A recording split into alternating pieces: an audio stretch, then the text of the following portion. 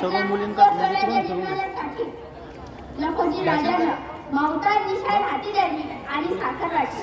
घरापुढे रांगोळी काढल्या, तोरण बांधली, आनंदाला उधाण आलं आणि मोठ्या थाटात नाव ठेवलं जिजाऊ. मासाहेब जिजाऊंबद्दल सांगावं तेवढं थोडं. आई कशी असावी याचं ज्वलंत कीर्तिवंत आणि मूर्तिवंत उदाहरण म्हणजे मासाहेब जिजाऊ. मासाहेब जिजाऊ तलवारीची धार होत्या. मासाहेब जिजाऊ समुद्राची अथांगता होती. वाऱ्याचा वेग होती, सह्याद्रीची शान होती, मराठ्यांची मान होती.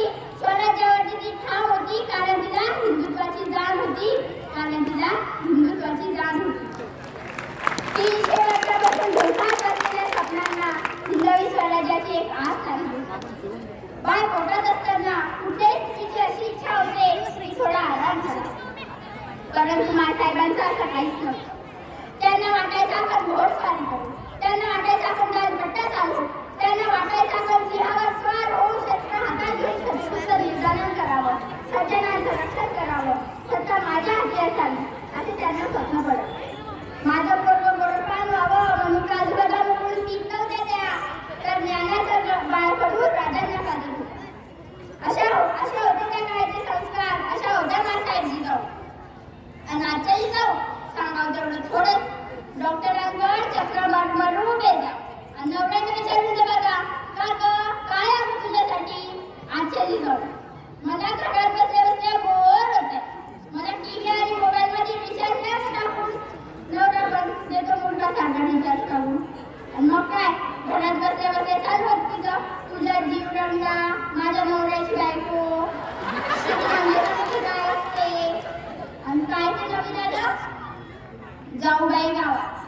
नाव ऐकताच हसू येतं. इंस्टाग्राम, स्नॅपचॅट, फेसबुक, व्हॉट्सअप तर विचारूच नका. नुसतं टुंटुंग जरी वाजलं तरी हातातली सगळं कामं सोडून आधी मोबाईल बघतात. काय ते गाणे आणि काय करणार. पण हेच संस्कार त्या बाळावर पडतात. लग्नानंतर मुलाचे सासू सासरे वाईट पडतात, मुलाचे आईवडील रस्त्यावर येतात.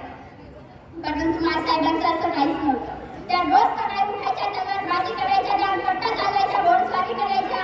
कारण त्यांना वाटायचं होणारा पुत्र हा हिंदवी स्वराज्याची एक नवीन पहाट घेऊन येईल. आणि झाली ती सोनेरी पहाट झाली. पुत्र सह्याद्रीला झाला, पुत्र महाराष्ट्राला झाला, पुत्र भारतवर्षाला झाला. सुलतानांनो तुमचा काय जन्माला आला. तुमच्या मर्ततक्काच्या चिरफडण्याकरता कृष्ण जन्माला आला. शेवटी जाता जाता एवढंच सांगेल, मासाहेब जिजाऊ नव्याने येण्याची गरज नाही, तर त्या आपल्यातूनच तयार झाल्या पाहिजे. तरच कोपर्डीसारखे प्रकरण आपल्या महाराष्ट्रात घडणार नाही, शिवाजी राज्यात घडणार नाही. अरे आले किती